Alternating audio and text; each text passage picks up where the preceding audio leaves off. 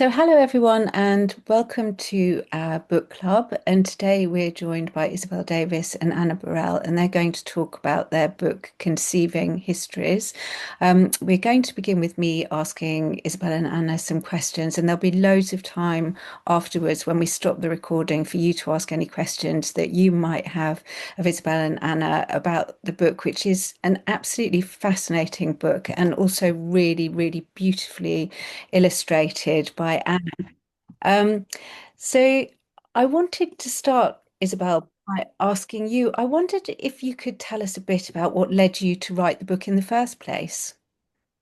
I was working then in a university and I was teaching medieval literature and culture, but at the same time, I was trying to get pregnant.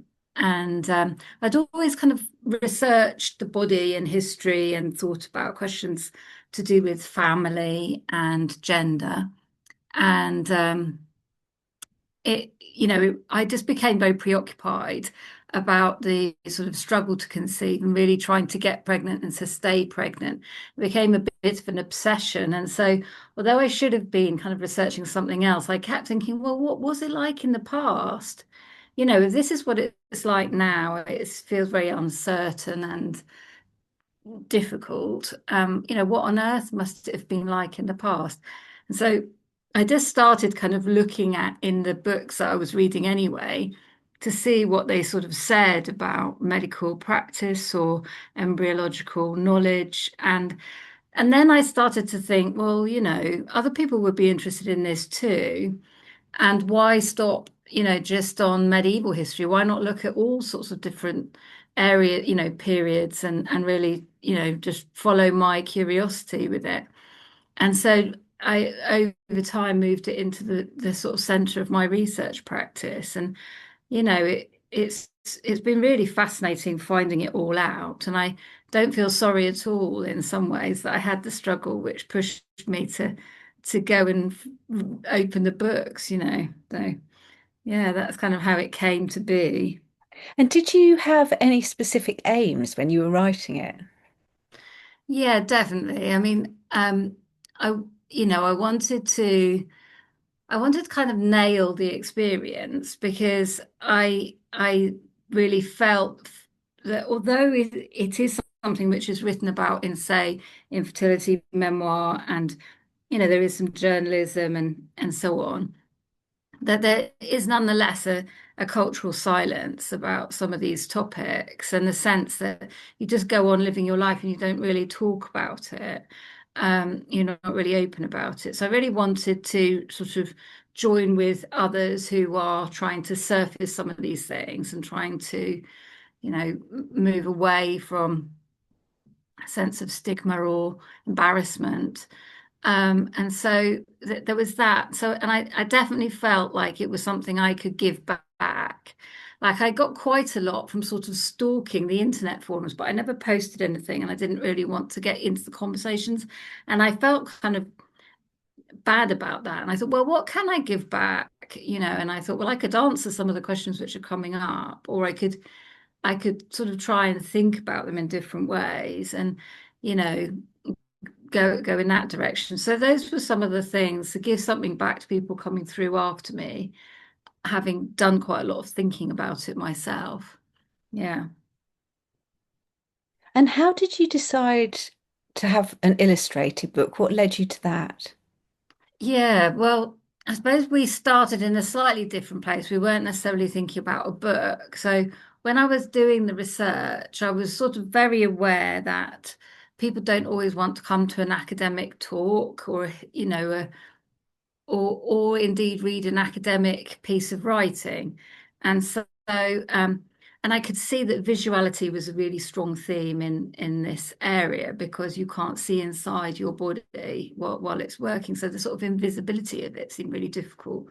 And, in some ways, I felt like I was turning up things in the archive that people hadn't really looked at before. And partly what I wanted to do was just sort of materialize it for people so that they didn't have to read all the books that I had read. Like, how could I show some of it in a more immediate way? So I put out a call through the Bow Arts Trust, which is an arts education trust. And Anna was one of the artists who replied. So that was in 2015. And the first thing we did is we held an exhibition of our work in 2017, a small exhibition which combined historical images and Anna's work.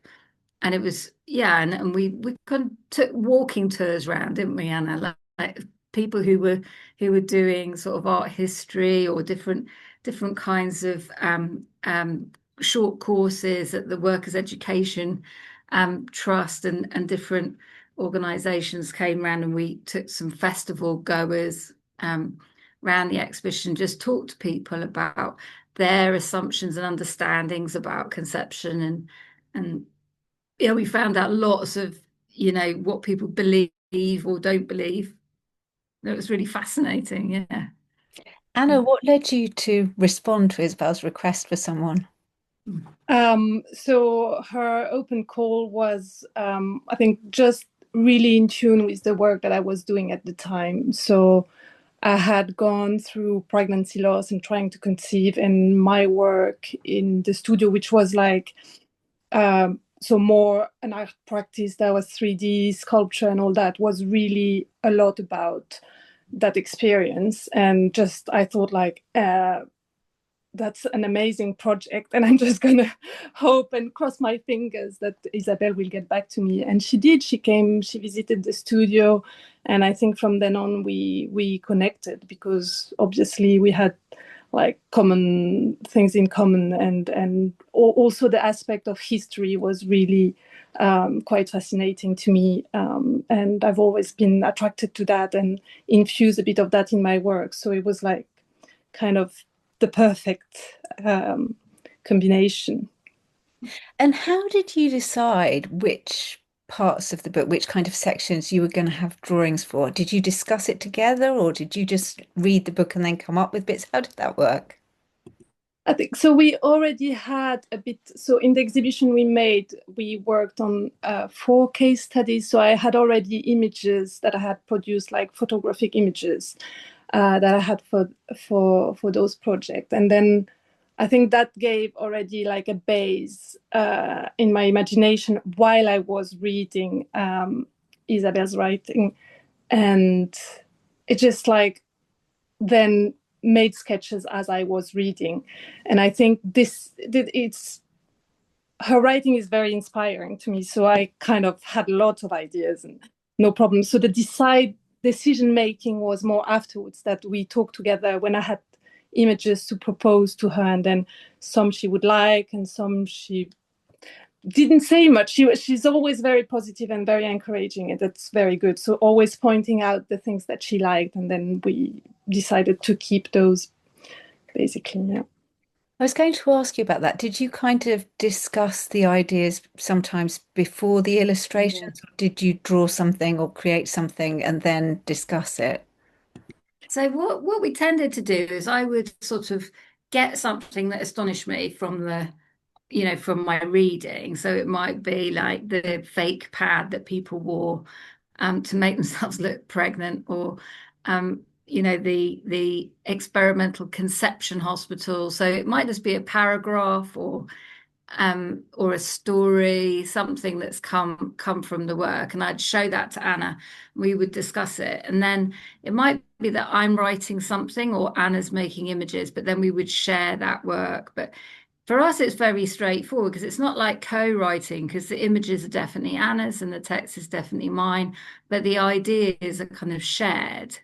So that, and we teach each other things because we both do different kinds of research. So Anna uses sort of visual research, so she might go to, so for example, when we did the experimental conception hospital, she went to look at some of the very early, some of the first photographs, because it was exactly that moment in time where we had this kind of weird case study. And so it just was sort of contemporary visual technology developing.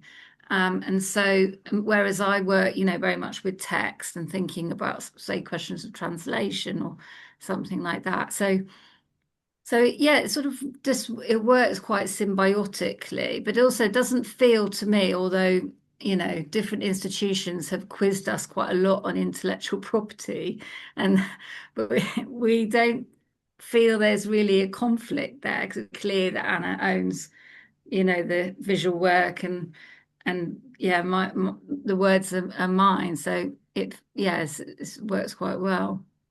That's really interesting, actually. Anna, I wonder if you could talk to us a bit about the illustrations and about the process of creating those images, because they're often, I mean, they're so beautiful and they're often really thought-provoking in themselves, actually. And I wonder if you could talk to us a bit about your process. Yes. So with the book specifically, I had, I think, the material, as I said, from the exhibition. So I had like this photographic material, and I think I made a decision quite early on that I was going to use that material and then expand on it and use quite a clean collage style. So that was like a conscious decision. But then I think with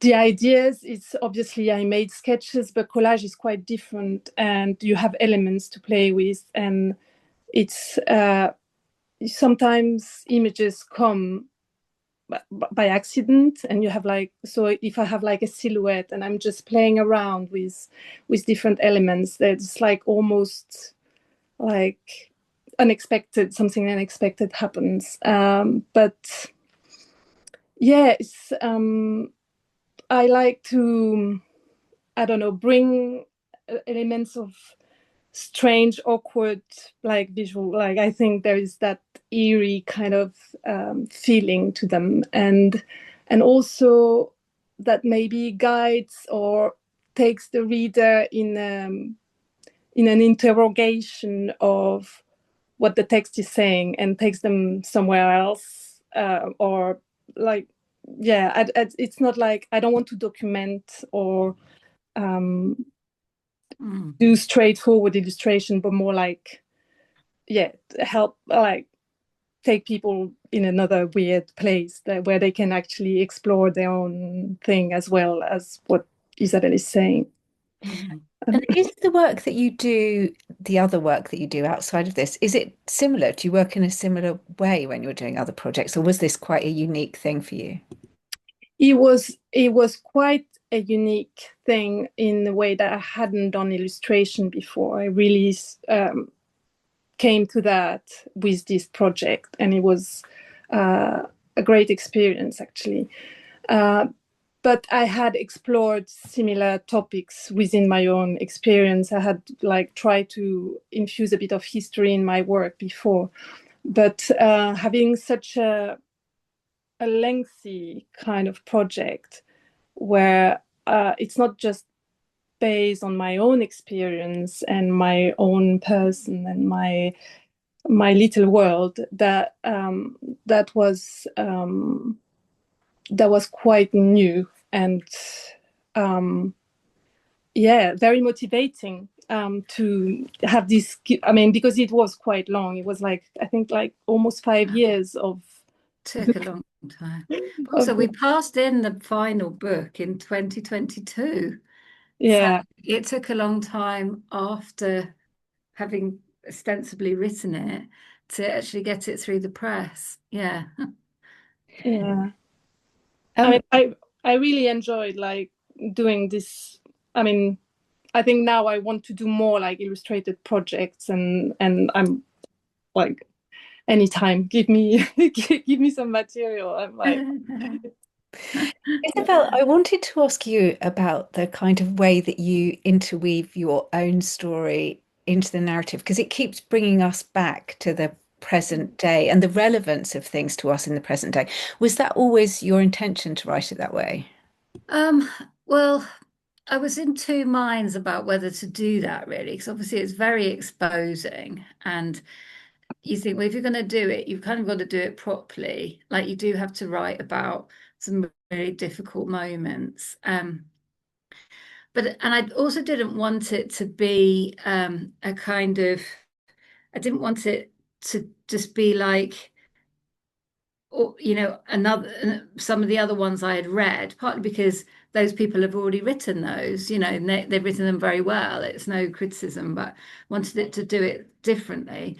But the more we got towards publication, the more publishers sort of said to us, and people said to us, you need to explain why you're writing the book, and that sort of combining history and the present does make people sort of brings it home a bit more. I mean, it's not easy, I would say, because you're constantly asking yourself about these questions about change and continuity, and obviously some things are really quite similar, but then there are just massive shifts. And, when you're moving between different time periods, you kind of face that difference. And that's the truth. I mean, it's very hard to specialize in all the different periods that I worked on. And so, I will have maybe missed important bits of like research on them that other people have written. And so I was very aware that I was in some ways flattening. But, it seemed to me that there was a worth in putting together something really quite historical and something very contemporary and saying, well, look at these, so that it could kind of shake our sense of now, because we have some unexamined assumptions we go through life with, and it doesn't matter how many classes you sit in about something, you still think a certain way. And so I think using history and art, we can sort of produce a bit of a shock, a bit of an alienation effect. This is different from the self. It's outside of our immediate experience, and it produces a space, a sort of extra space in which there's a bit more time and air to think things through. Yeah. One of the themes that comes up quite a few times during the book, it's a kind of recurring theme throughout the whole thing, really, is the way that some things haven't changed, and that kind of belief and desire and hope and that kind of vulnerability almost. You say at one point, although we want to tell ourselves that people were more vulnerable to faith frauds in the past than they are today, the never wider gap between lay and scientific language and knowledge makes us uniquely historically vulnerable to spurious or expensive services. And I wonder if you could talk about that, because I found that so interesting in the book, the way that you expose that so clearly. Yeah, I mean, I think this is a real driver for my research. In lots of what I do around pregnancy uncertainty and disappointment and delay is I'm really motivated by the fact that there are some people really monetizing it, not just people, but also institutions, organizations of different kinds, and it's on a massive spectrum, all the way through from, different clinics through, through the internet well-being gurus and influencers and magical practitioners, and there seems to be a real heterodoxy in our culture, which the internet really shows us, and it really gives a kind of it shows us, if you like, that that's not a thing of the past.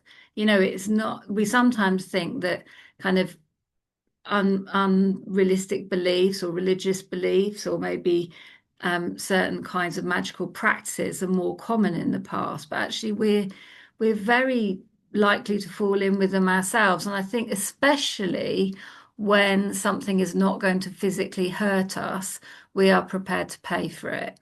So if something's not dangerous to do, and actually, like, there's no kind of sense that you should avoid X, then people are likely to pay the ticket, because what if it's not, and I guess sometimes we're talking about little bits of money, and sometimes we're actually talking about quite a lot of money. But it's very easy to monetize that vulnerability. So I think getting into that speculative space where people are very preoccupied, and thinking, what should I do? How can I take control of this? How can I know what's going to happen in my future? Getting into that space and actually giving people some tools to think with seems really important to me, rather than just, leaving it. I guess there's a lot of, if we think about healthcare, these are a lot of the people that I'm thinking about don't ever get into somebody's caseload.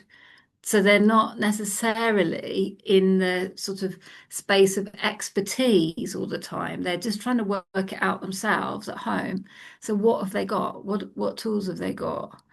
It seems so varied and so complex. There's a lot of information, but how much knowledge is there? How much clarity in there? I don't know.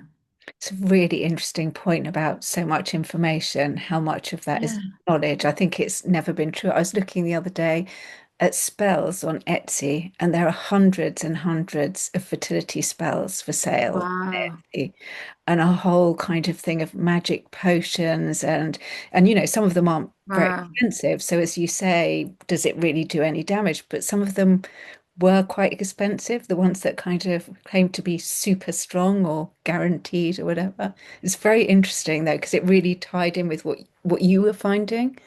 Yeah, definitely. I mean, the work we've gone on to do after the book is we designed a set of fertility conversation cards, and we started with a survey, an anonymous survey, which we put out through social media, asking people about their magical thoughts and, perhaps their, unwanted thoughts, even unsolicited kind of. And that people are carrying around talismans, and they're tying fertility symbols over their beds, and eating only chickpeas and jaggery on a Friday or whatever it is, that somebody's told them. Because why not? Why not try it? You say at one point that you couldn't discover what you wanted to know about your own body in the future, but you could look at how similar curiosities had been worked through in the past. And I wonder if for you that actually helped and whether there were any particular historical stories that really resonated or that kind of gave you new insights.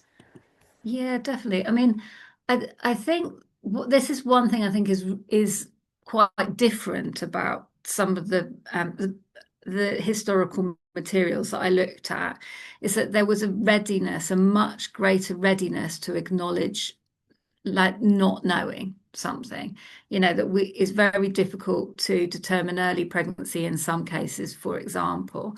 And so I found that, so for example, to look at something like that, I looked through a lot of midwifery, historical midwifery books, which were talking about the signs and symptoms of pregnancy, which are not now useful for their first purpose, because you wouldn't really be trying to decide if you were pregnant by the veins on your breasts. You would just take a pregnancy test.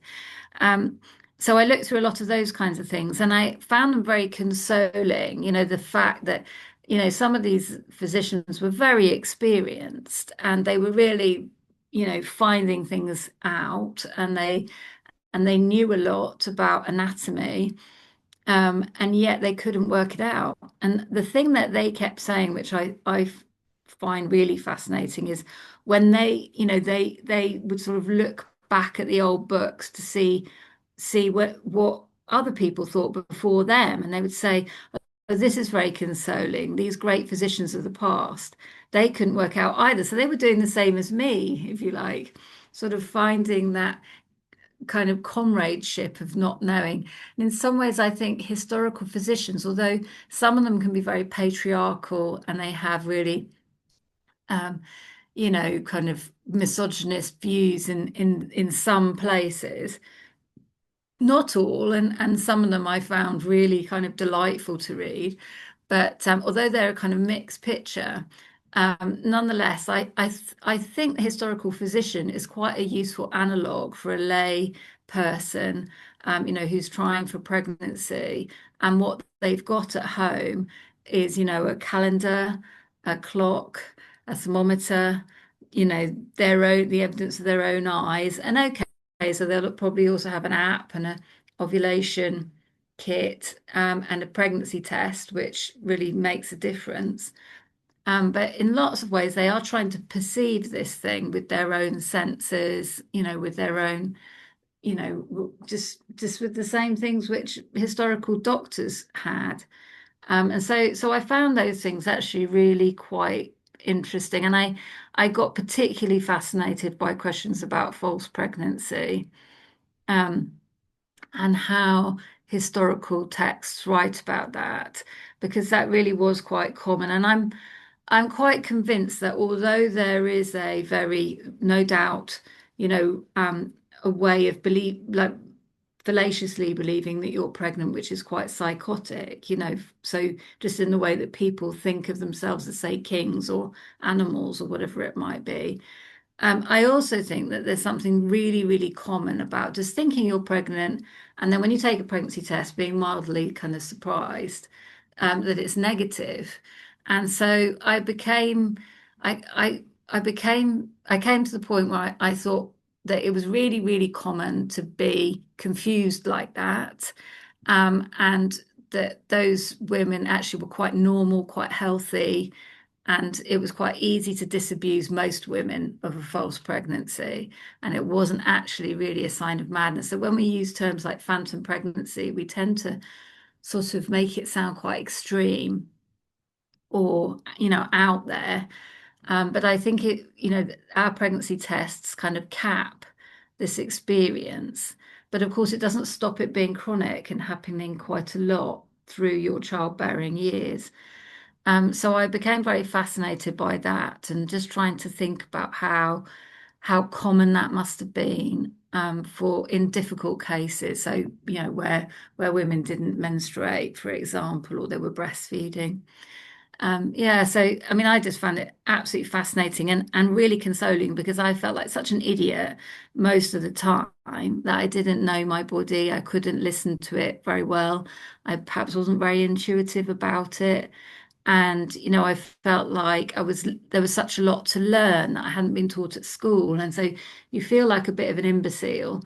And then when you look back at the historical stuff, I felt that there was a consolation there in the fact that they were normalizing uncertainty such a lot and describing it as something which is pretty universal, that comes to them from history too. And yeah, so that made lots of sense to me.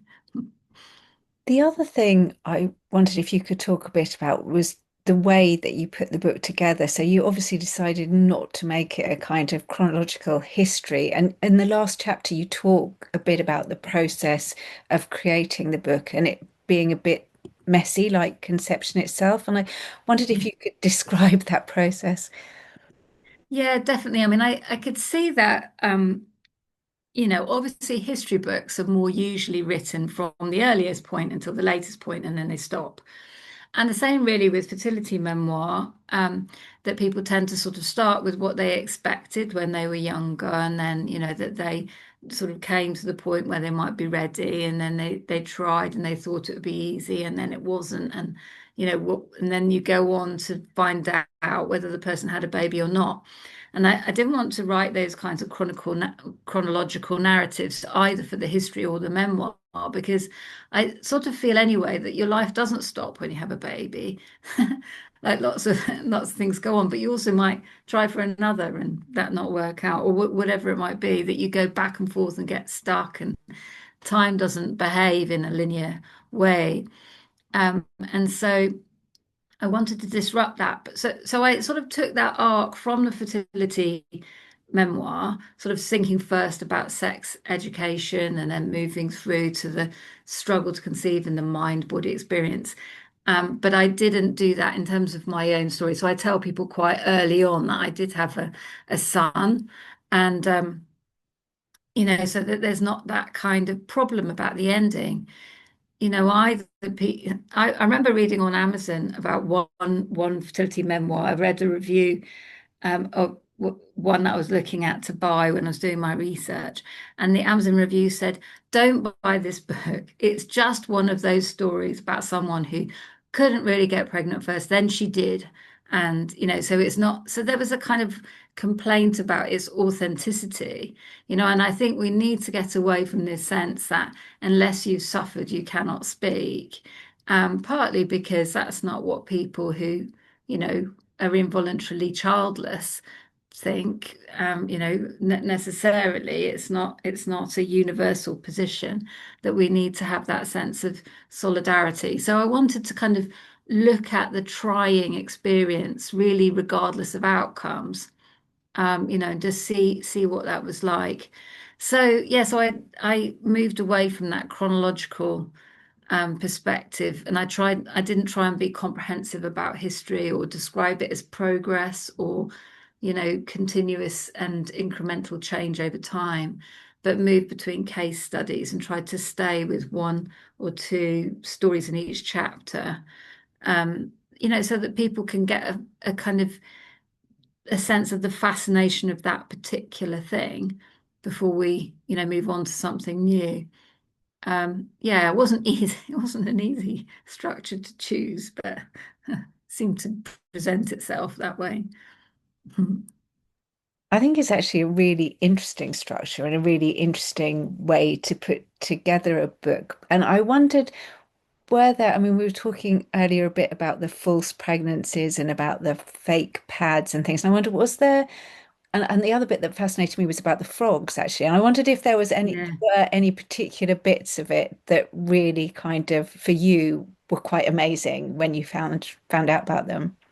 Yeah, I mean, the frogs did really blow my mind. I mean, obviously it was a sort of part of the Wikipedia stub. It was just this thing, about in the history of pregnancy testing that for the large part of the 20th century, pregnancy tests was done by frog. And I work now at the Natural History Museum, so I do have this interest in animal history and thinking about our relationship to animals. And so I just thought, God, I've got to find out about this. And my university was right next door to the Wellcome Collection, so I went in. They have the Family Planning Association archives, and so I just went to look at it, and I was just really fascinated by the logistics of moving these tropical aquatic creatures from South Africa to London. They would put them on trains, and the kind of and to really explore that, so that and I guess my point really in the book is that the demand for pregnancy certainty in places like Britain drove like health inequalities actually. So in some parts of South Africa, it can be hard to get pregnancy tests now. So what kind of progress is that really? And obviously it's progress to have developed a pregnancy test, but only for some people. And so I became really kind of just fascinated by the sort of the set. It didn't seem very modern to me, the idea of frog tests, because they could do chemical reagent tests like we have, but they were really hard to read. They were very hard to get a clear result. And obviously, with something like a pregnancy test, that's what you want. You want this clarity of result. And so, until they could get those chemical reagent tests to the same accuracy as the frogs, they couldn't give the frogs up. I mean, it was the middle of the 60s. It Um, seems extraordinary that people were using the frog. Could you just maybe explain for anyone who hasn't read that bit of the book about how the frogs worked? Because it is quite extraordinary.